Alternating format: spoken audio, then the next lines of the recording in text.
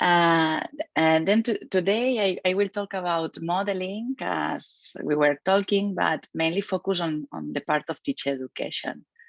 So I will focus on one activity that is the one that I will call the cake box, and mainly focus on the activities that we plan through an SRP for teacher education and study and research path for teacher education to make teachers progress on the modeling praxeologies they have to talk about modeling.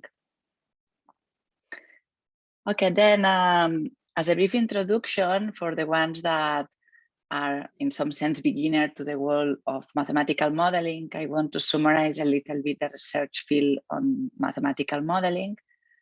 And then I have in second step, I have to introduce some notions or how mathematical modeling is understood from the ATD, and also highlight the work that has to be done to continue characterizing how from the ATD is understood mathematical modeling.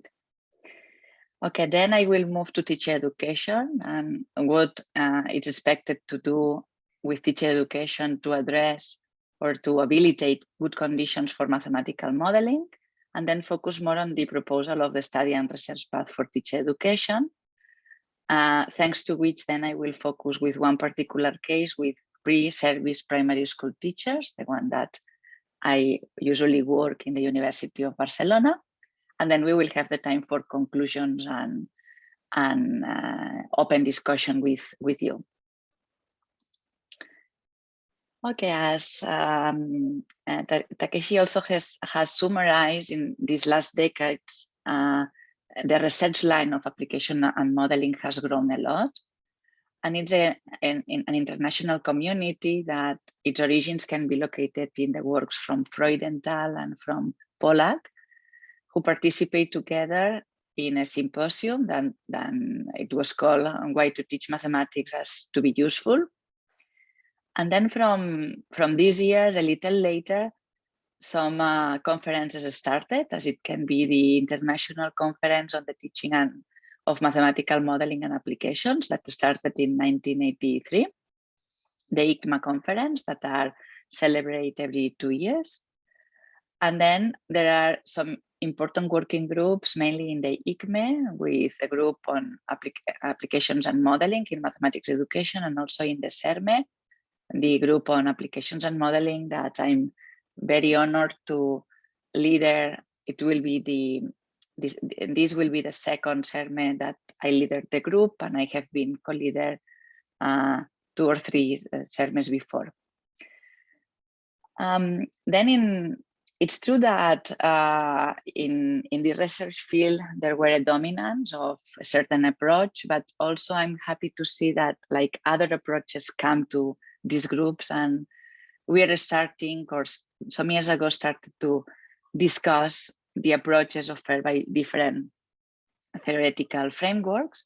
And this is why there has been a description of the evolution of the research field that started, for example, by Gabriele Kaiser and Riedemann, or Werner Blum, also that describe the progression on the field. Here in Europe, I don't know the situation in Japan, but it will be very nice to analyze this if any of you is interested. But here in Europe, there is one research field that has had a rich transposition in the Noetherian institutions, the ones that are responsible of reforming the curricula, the ones that make some recommendation for about curricula guidelines and textbooks, because mainly because some of the researchers were there and tried to give some advices on how to understand modeling. But for example, in the PISA, and OECD, they accept this modeling cycle as a central aspect of PISA and the conception that they do about mathematical literacy for students. And in the European curricula also, we have since so many years ago, and mainly derived from an approach from the Danish project COM, that what was called the COM flower, based to which many of the curricula in Europe are restructured. They included this modeling competency as one of the central competencies to develop. In Europe, we are not the particular case because we can see in the States, and also maybe there it's not so influential, the modeling cycle and the German approach in some sense, but there they have many researchers also working on modeling, mainly from another perspective, for example, the models and modeling perspective from Lesch, Doer, etc., English also. And they introduce also like this awareness of making mathematical models as a standard for mathematical practice, and a specific modeling standard appears through the high school standards, and also in primary school they have. For the ones that you are more interested, I remember when I started the PhD, and there were like some books of reference that I had access, and mainly the ones that was published after the 14th ICME study about modeling and applications. And then we have also the series book derived from the ICMA conference also, that they publish every 2 years. Then one can see the advances there. And also in ZDM, also they have 2 publications that if you are interested, you can see. It's nice to see the progress from the one that was published in 2006, from the other that was published in 2018. The first was more on different approaches to research on modeling. And then the other is more focused on empirical research on teaching and learning modeling. Then a new publication from Werner, from Nies and Bloom also, that appeared in 2020, also published this book about learning and teaching mathematical modeling, but it's very focused on the dominant approach to modeling that in a moment I will comment. Okay, here in this field of research of mathematical modeling, what is true is that when one arrives, one can see that, okay, there is a diversity of theoretical approaches with different concepts, with different tools. One may highlight the interest for classifying the different approaches, but there is a clear dominance on the German approach about the modeling cycle and the modeling competencies that has these rich transpositions toward curricular reform and also textbooks and international evaluation. But for sure, there exist different approaches that pose different research questions and that take different units of analysis as their domain of inquiry, as their empirical domain that they consider. By the modeling cycle, the ones that you are more used, there are different versions from the ones proposed from Pollack in 1979 to the ones that then was adopted by mathematics education from Kaiser or Bloom. And then here, and then the new versions from Bloom and Nies or Griffrath. And always they introduce very small changes.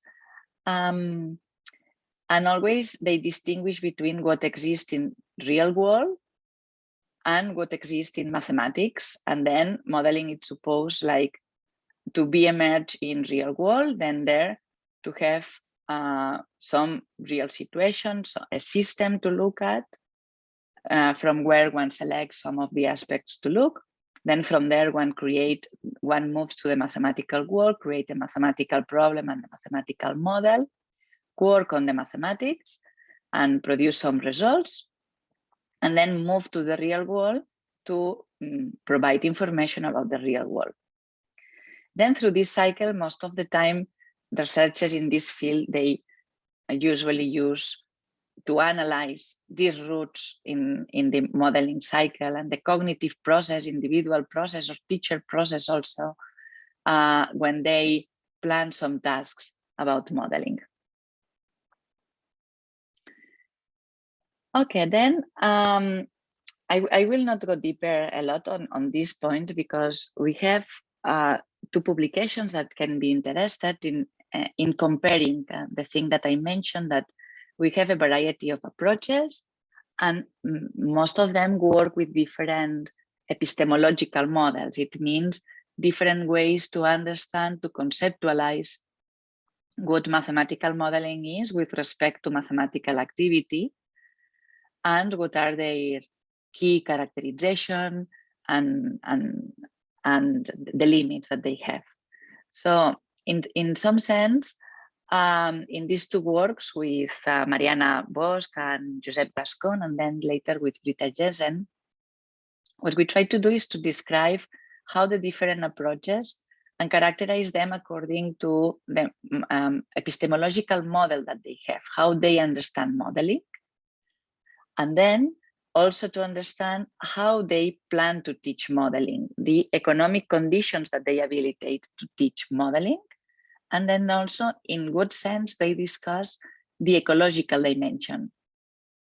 It means the conditions, at what level do they discuss the condition and constraints that support or prevent the existence and long-term dissemination of mathematical modeling activities. Okay, then after this brief introduction, I will focus now on the ATD, that is the main focus of my research, and I hope the interest of most of people here in this talk. And I will do an overview of how we have been characterizing mathematical modeling along since the foundations of the ATD. And then for sure that addressing research problems concerning mathematical modeling from the ATD requires reformulating what do we mean by modeling in a framework, in a more general framework that model the construction and institutional diffusion of mathematics and the diffusion of human practices in a wider sense. So that's why, in some sense, a general model for us to model human activities and mathematical activities in particular are described through the notion of praxeologies. Then this praxeology, as you know, most of you know very well, is composed by these two terms, the praxis block and the logos block. In the praxis, we have this type of tasks and the techniques. And then the logos block has the technologies that explain the techniques used to solve the task, and also then the theories that give reason and explain, give justification to the technologies and the praxis. Okay, in some previous work that I will mention also later when I will refer to modeling, they refer to the existence of mute praxeologies, weak praxeologies, and strong praxeologies. In the sense that mute praxeologies are those praxeologies that do not have voice, do not have explanation of why they work like they do. Then in some research, these mute praxeologies have been characterized as praxeologies when one can detect the praxis block, the way that you address tasks, but are mute in the sense that there has no justification of how you do the things that you do. Then on the opposite side, you have the strong praxeologies that are more complete praxeologies, and where you have the praxis block and the logos block well developed, and a strong and coherent logos block that gives justification to the practice that you developed. For sure that not many times we find the extreme things. We don't have praxeologies without voids and praxeologies with all explanations. Here in the middle, there are many mixed praxeologies. Okay, here I didn't press this, but you have the slides, so you can read it. Okay, if we focus on modeling since the beginning of the works from Yves Chevelard, and also this book that, at least in the English-speaking countries we use a lot, from Chevelar, Bosc, and Gascon. They define that an essential aspect of mathematical activity is the construction of mathematical models of the reality we want to study, working with these models and interpreting the results obtained in this work to answer the questions initially posed. A large part of mathematical activity can therefore be identified with a mathematical modeling activity. This is one thing that shocks a lot in when we interact with other approaches, mainly from the one of modeling cycles, that according to our approach, most or a large part of mathematical activity can be interpreted as a modeling activity. Then in the ATD, what it means is that always that we address a task or a question, producing an answer means to construct a praxeology as a response to this task or to this question. And in this process, there will be many new questions that will emerge and new answers that are required.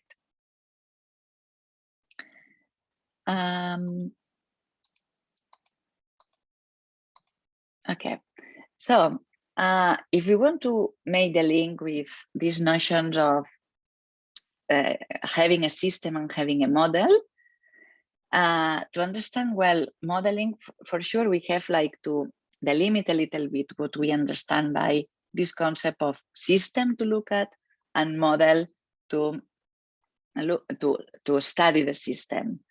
Then what is very important here is that according to the ATD, system and model are not prefix. System doesn't exist always in the extra mathematical world, and models not always exist in the intra-mathematical world in this sense. So both concepts represent more the function that they do rather than an entity by itself that can be predetermined beforehand. Okay, then since the works of Chevelar in 1989, their studies concern more the algebra, but he interprets the algebra as a modeling tool.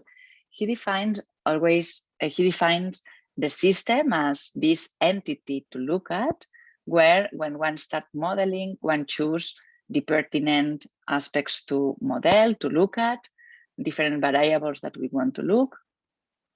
And then when one has this delimitation of the variables to look at, one starts building a model of different types that express the relations between the variables that we want to look at, and that model the system and describe the relations between the variables that we look at.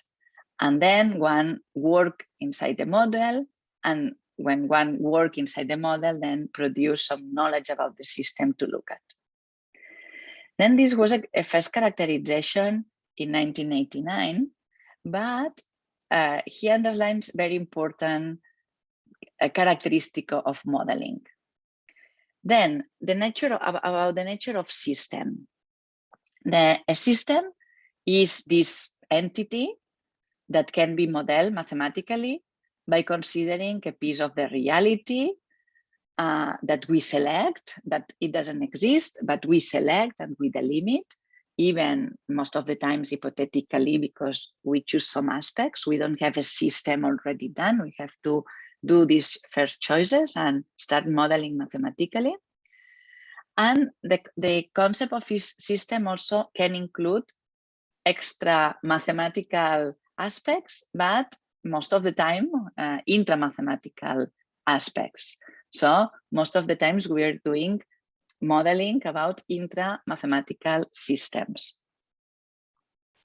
And then about the model, this entity that they are particularly interesting for the function that they have, in the sense that the main function of the model is the capacity of producing knowledge about the system being modeled that could not be or may be difficult to obtain in another way.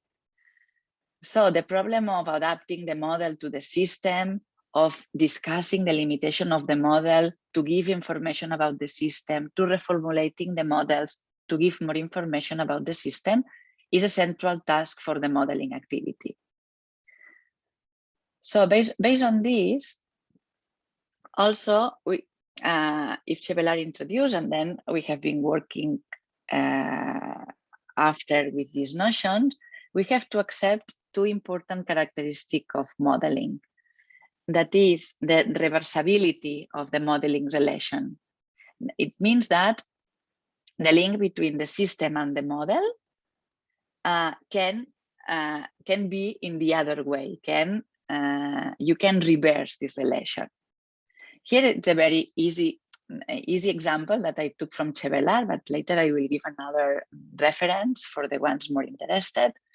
That is, okay, the picture that you have here, this is a square with A, B, and the representation of the areas can be the initial system that one can model through an algebraic equation. And then this algebraic equation can work as model to this system. But for example, this can become a system to understand why this equation is valid or not. And then the model based on the geometrical decomposition of the areas can be used as model to give reason and to give explanation and to produce knowledge about the system we are looking at. Then for the ones in a talk that I gave in Copenhagen, that Takeshi and I were talking before, I give another example that was very, very rich about padlocks and SRP that we have designed about padlocks, and how can padlocks and the models about combinatorics can be used. The formula about combinatorics can be used as models, and then the padlocks also can become the models at certain point to give explanation to the padlocks. But I will give the reference for the ones interested with one PhD student that we have with Mariana Bosch, Susana Vázquez, because it's a very nice example where you can see this. Sorry. And then also, yeah. Sorry, Berta. What is padlocks? Padlocks. 自転車の鍵です。自転車の鍵。Okay. Okay. I don't know the translation. No? Yeah. Okay. And then another very important property is the one of recursivity. That always that we work or we start with a modeling process, we start with a system to look at, we work in the construction of a model, but in this construction can emerge different questions that cannot be addressed by this model and that needs the construction of successive models, better adapted to the new system. So in this sense, there is a recursive process of looking at an initial system, but then creating a model, then here a new question, then it becomes a new system to look at, new models appear. And then thanks to this, yeah, I give you here the reference. Thanks to this, it's how we work with in the PhD of Javier Garcia in 2005, and also in my PhD in 2009. I'm sorry, because they are both in English, but then in Spanish, but there are linked publications that are in English. So it's where in our PhD, we work with this notion of modeling from the ATD as a process of construction and articulation of mathematical praxeologies of increasing complexity and completeness to solve a certain problematic questions which have arisen from within mathematics or from an extra mathematical reality. Then, as you can see, as you can read in these works, me in particular, for example, with the dynamic population SRP that we started from an initial system about population and their growth, some initial questions, and then here we started, or the students can start producing a first model from which new this construction can be interpreted as the construction of a mathematical praxeology. And then in this construction, new questions appear that cannot be solved by the initial models, then that require the consideration and construction of a new model. Then this part, I'm here. This part become the new system to look at, and then it's needed the construction of a second model.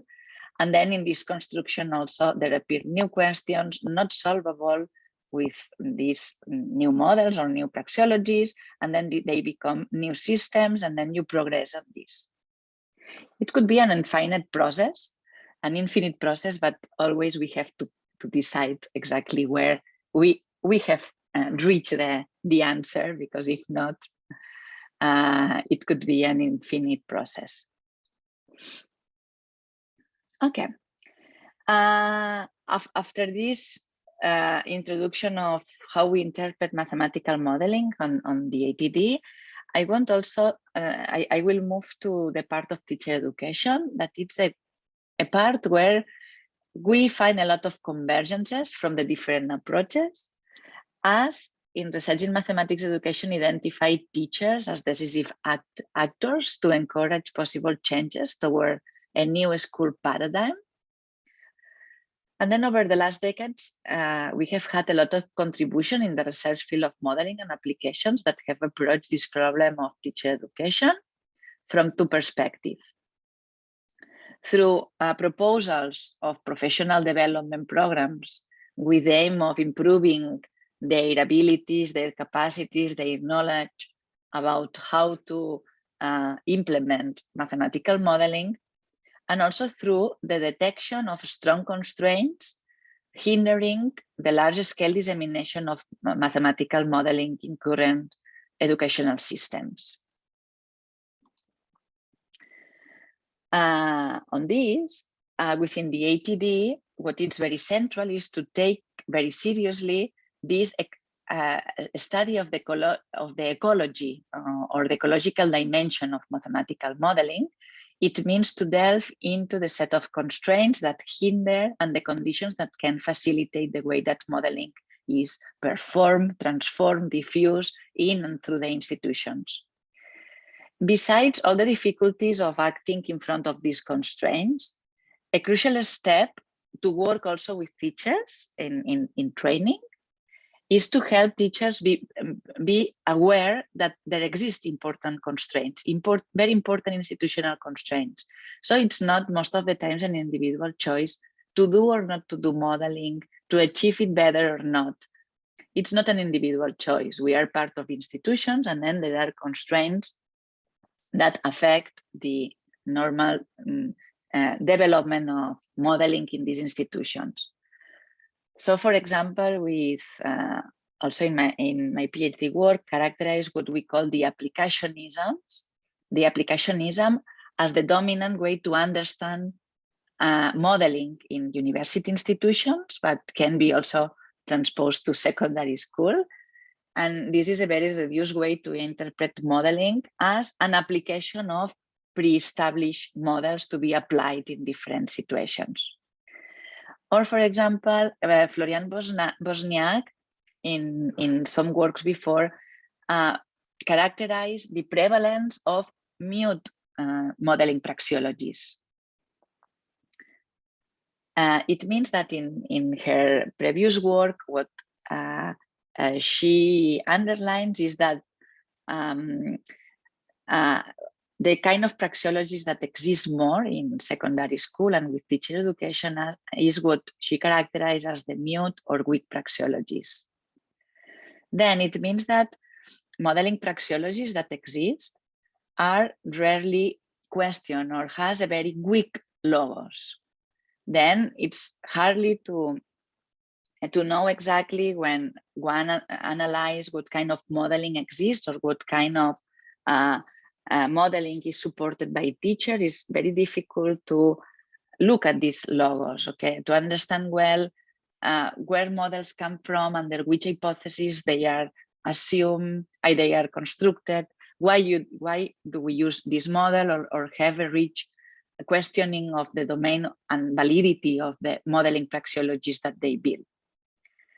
And then the logos part of these modeling praxeologies remained in the shadow in some sense, And this is what in some previous work we have said as we have most of the time in secondary school, and it can be the case in primary school also, and in university also, that modeling praxeologies have no voice. They exist, but we do not have strong logos that support and explain these modeling praxeologies.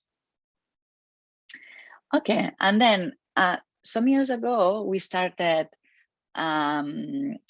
to work under a research hypothesis, because this is a research hypothesis of proposing from the ATD what we call the study and research path for teacher education that appear as an instructional device that with the research that we have done, that we expect that they, and we have different implementation and the analysis of the implementation, that we expect that enable teacher epistemological and didactic questioning of the dominant paradigm, work with them, what exists, what can exist, what we can change, what new tools, epistemological and didactic tools, do we need to question the dominant paradigm and to move a little further toward change of paradigm. Then also they are instructional devices that can also favor the transposition of research tool to teachers' teaching practice. To do this, to do epistemological and didactic analysis, and then also help teachers with us, with researchers and with teacher educators, to think critically on this identification of institutional constraints that hinder a change of paradigm in current school systems. By school systems, I include all primary or preschool, primary, secondary, and university education. Then, thanks to the PhD of Alicia Ruiz-Olaria, she started to characterize the different models of an SRP. Here you have the different modules that it's composed of. We usually start with a module 0, where we present a professional question. It means a question that refers to the profession of being teacher in the corresponding level. So for example, in the case that today we are here, can be how to teach modeling in a different way that it's taught, or how to teach modeling because I don't have experience under the conditions of the school, or towards a change of paradigm in the institution that I have. Then start presenting a professional question, can be about modeling, can be about algebra or teaching functions or statistics or proportionality, etc. And then most of the time, this module is started by looking at what exists about the topic, what the curricula tell us, what the research community tell us, what the textbook tell us, what the school is offering me about this, what exists outside. And then in the first module, we plan to let teachers experience an SRP and study and research path that could be close to what exists in school institutions in their classes, but that is especially designed or adapted for teacher education, in the sense that they can adopt the role of a student, experiencing according to the level that they have, and according to the professional question that we want to address. We want to ask them to experience as a student an SRP that can provide answer, or that is linked to the professional question we started with. When we finish with this, we move to module 2, that it's more focused on the collective analysis of this SRP that comes to be experienced. And this is where we ask teachers to change of role and to become mathematical and didactic analysts. This is also where we provide some tools from research transposed to teacher education, through which we expect that they could go deeper in the mathematical and didactic analysis of the proposal. Then we move to module 3 and 4, where we ask these teachers to adopt new roles as designers and as teachers, designers, and analysts, and then to design an implementation of a lesson plan as an adaptation of the mathematical activity of the particular SRP for a specific group of the students they have access, and then to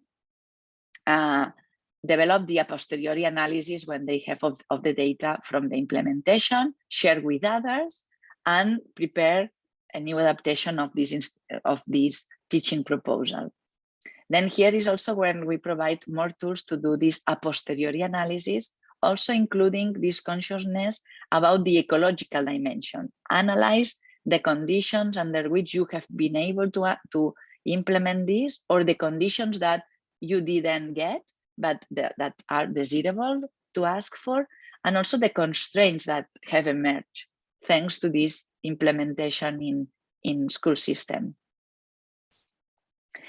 Sorry, before changing, I want to say that not all the times we have the chance in teacher education to do the round along all the modules. So we adapt the modules to the conditions that we have for teacher education. So we need a lot of hours to do all the round here, and very good conditions in the sense to have teachers with easy access to classrooms to be able to implement and to get a lot of information from classroom, because implementing an SRP can be a long process, working on the designs also, analyzing together and collectively take time. But then when we are in pre-service teacher education, most of the times we do not have a lot of access to here to implement and then a collective analysis the lesson plans. So that's why now I will focus on an SRP for teacher education, but which mainly developed these initial modules. Okay, the one that I will tell is the one that I have been experiencing since the last 10 years in the University of Barcelona, and it was about the initial question, or the initial professional question, is how can modeling be introduced in primary school education?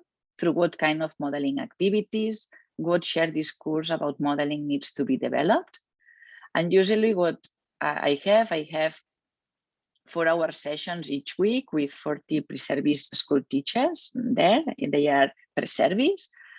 And depending on the year, I implement it during 1 month or 1 month and a half, more or less. And then this SRP for teacher education about the Kate box was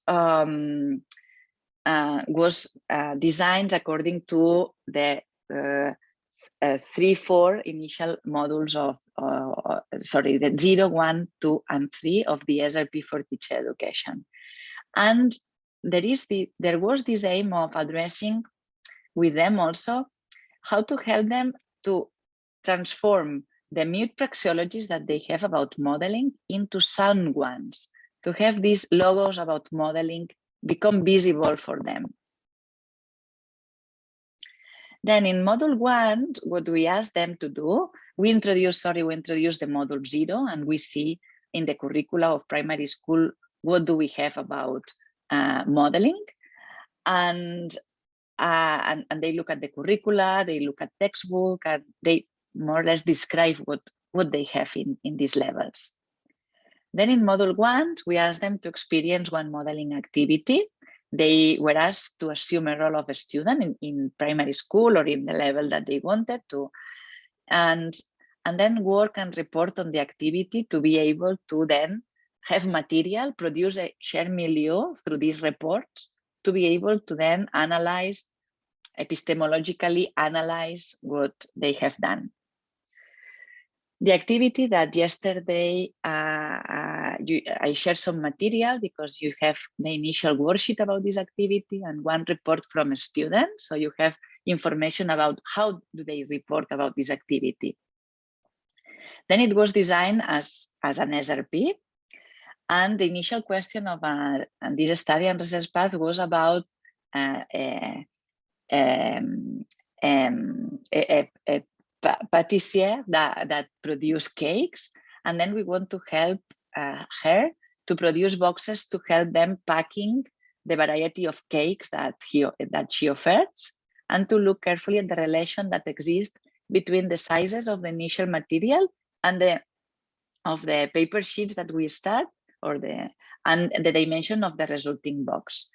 Here you have the reference from Chapa Mission that it's in French, but it was the original proposal of the activity, but in this SRP has changed the way to introduce.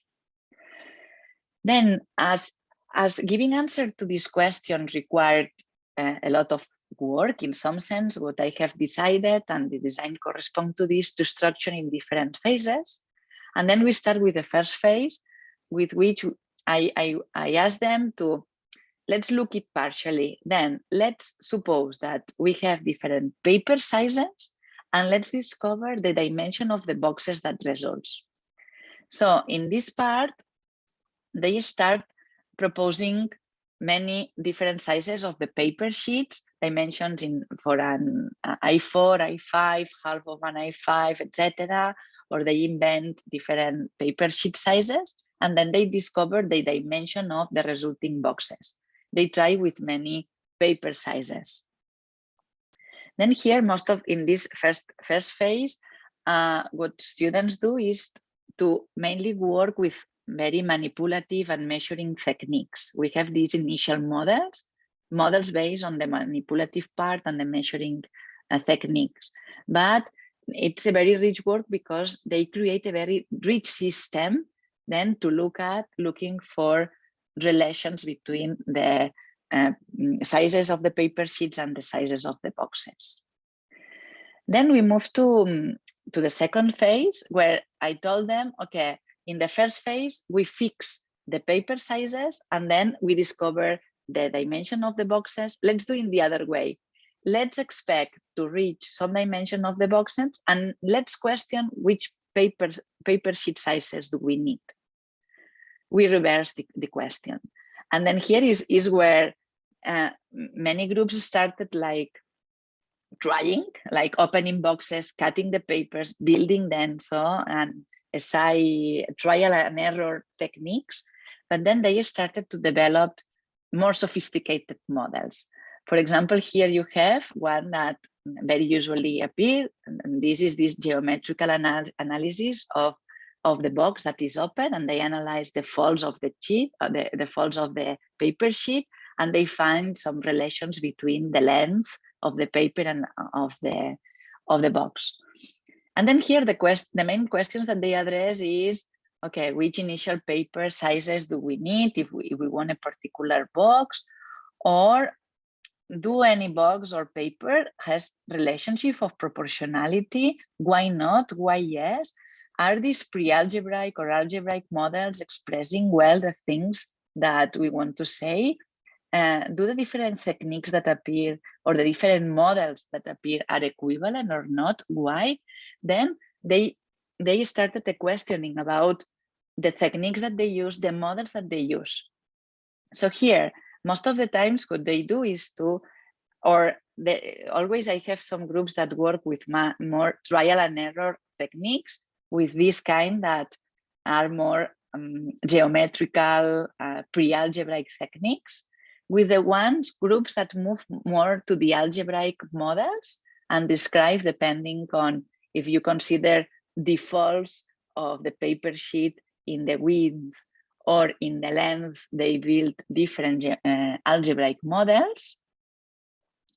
Or sometimes I have some groups, some students that move to more functional models. Then here in this stage, that it's very different to the previous one, there appear a variety of models. And then here, what teacher in training do is to pose a lot of questions about the pertinence, the limitations, the completeness of the different models that exist. Okay, then in the third phase, there is a new step or a new phase in this activity that it's, okay, the initial question was to help a bakery to produce boxes to pack the cakes. So now that we have the models or the techniques to do this, let's help. And then this is when I give them a lot of cake sizes that are real, in fact, because we have the real sizes of a production from a bakery. And then they have, with the techniques that they want to use, they have to produce boxes to pack all the variety of products that are produced in the bakery with lids. And then any of the techniques, any of the models that they want to use, they use to give answer to this bakery according to the initial request. Okay, then in this sense, going back, here we have an initial system that is the initial question of helping the bakery and understanding the relation between the paper sheets dimensions and the boxes. And here there exist different models that in some sense have this chain of completeness. As I mentioned, always we start with these empirical measurement models that usually when this second step or second question about fixing the boxes and discovering the paper sheet are not models that are enough. So that's why they take this initial system with all the boxes that they produce and all the measurement as their new system to work on or produce a new model that can be this geometrical and numerical model with the open box and the analysis, pre-algebraic analysis of the faults, or they can go to the algebraic models that in some sense include the previous work, or to more the functional models. But what is very central is what makes this evolution progress are mainly understand very well the questions that help you to progress in this construction of and concatenance of models. And then this is a work that we have been doing with Florian Bosniak, Mariana Bosch, and Daniele Caspari in the SRP-TE that was celebrated some weeks ago. And then the thing is that, okay, we can have this static structure of different modeling praxeologies that can exist, but always you need to be like very specific on what exactly in each step is the system, what questions make emerge the model construction, and what questions make question the previous work, what make evolve this process. So in some sense, we cannot describe very static structure, very static modeling praxeologies. We need to understand very well the dynamics between what is the system in each time, what is the model, and what questions make this evolution happen, and what can also coexist. Okay, then I will continue with the SRP, because first we developed all this SRP about the K-box with the teachers, but then we have to analyze it and to give them tools to be able to analyze epistemological and didactically the activity in order to give them tools not only to analyze, but then being able later to design activities in this sense. And then here for sure that with teachers, we cannot work with very rigorous construction of the praxeologies, the epistemological model according to the praxeologies. But some years ago, we started transposing to teachers this tool that we call the question and answer maps. And that also Carl Winslow also proposed, and you have been working also with these tools, some of the ones that are there. But we are using, some years ago, we transposed it to teacher education mainly as their main epistemological tool to analyze the activity that has happened. So here you have one example that seems very, very basic, but it's very rich. Then what is expected from students is to use this question and answer maps and to describe exactly the point of the departure, all the questions that have emerged, the link and the hierarchy of the questions that they have addressed, the kind of responses that are expected, and the kind of, they call it strategies, but in fact they are the different models that can cohabitate. or that can exist at the same point. Then they use this question and answer map. Here you have another example that it's one that I use because it's like a very rich one. And then they structure, they say, okay, we had the different phases of the activities that depending on the year, this is an SRP, so I give them the freedom and sometimes every year we change a little bit on the questions that there appear, because at the end they also guide the activity. And here there is this question and answer map to analyze the activity. You have the different phases, the different main questions addressed in each of the phase, the different if questions, the expected answers, and then here the models that can coexist in certain stages, and also questions that help you to progress and to question the validity of models, and questions that help you to progress on the model construction. Then later, in a second step, we ask them to use these question and answer maps to analyze other group productions that they are there, because they are asked to experience their own trajectories or their own modeling trajectories. So this is a very central tool because the work that they have done can differ a lot. And then this tool helps them a lot to understand what other groups have done. For example, here you have the previous example and how they use to describe and to analyze another work in another group. And then, for instance, here you have a green path, but always they find very red path, in the sense that, for example, we had some groups that here in Q0 or Q1 very easily go to algebraic techniques, then makes them move very far in the techniques or the models that they use, but they were not able to answer some initial questions about relation of the numerical things or relation on proportionality, questions that are here. If you have had very advanced model, in some sense, they were not able to address these questions. So that's why also they show that working with very advanced models has not great advantages in comparison of working with less advanced models, maybe, that allow you to progress so well and give answers, and also work with models that can be easier in easier experience in primary school. Okay, and then I'm very quick to this, and then what they do is I ask them to also to discuss about how I manage the activity, and if they had to design one activity, what kind of the didactic elements do they have to include to do this lesson plan. Then it's where we do this missing common of all the elements, and we finish by agreeing the elements to include in this lesson plan.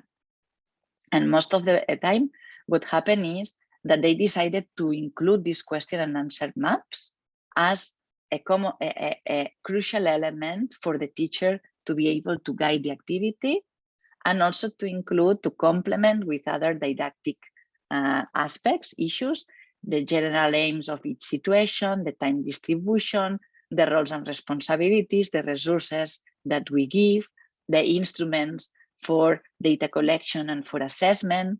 So like other didactic aspects that we include to complement these more mathematical analysis that have been done.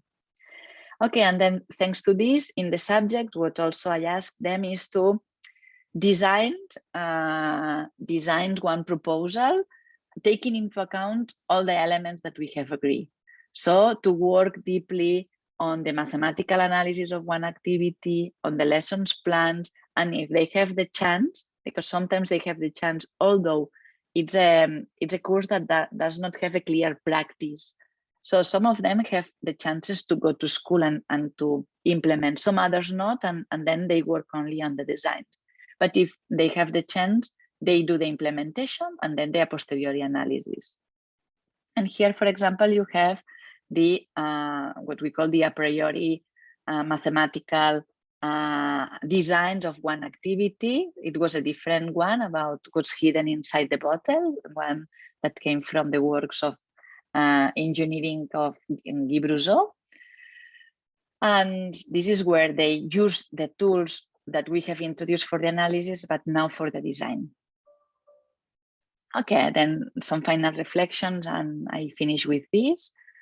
After the experience that we have with this SRP for teacher education and the activities that we plan in each of the modules, what is important is that it's evident that teachers need new tools to analyze the mathematical activity when the activities that they experience are SRP or other kinds of new activities. So here it has to be highlight the role that we give to the question and answer maps. So also working with this design of the lesson plans as a device to be planned for them, sometimes to be implemented, sometimes to be analyzed a posteriori, makes it visible that always there are many constraints that are made visible in the way that they design the activities when they are closer to the school institutions, or maybe when they are in the school and they see them there manifested. And then what is true, we have experience with in-service teachers, and this ecological questioning always is easier with in-service teachers. This is true because with pre-service, they are not so close to the school institutions, but for sure with pre-service also they are more open to accept new tools for the mathematical questioning, the didactic questioning and analysis of the activities. And what has worked very well is this role playing that appears as a very successful strategy to make this institutional constraint appear. And it's in some sense that we ask them to adopt different positions and to question the knowledge at stake from different positions. And it helps a lot, like to create a rich milieu shared with teacher and with teacher in training, for students, educators, researchers, a good milieu to then question the different levels that we want to do. Okay, here you have some reflections that I have collected from teachers, but as you have the presentation, you can read, and it was about the great acceptance that they have of some of the tools, in particular about the question and answer maps. Okay. Thank you very much.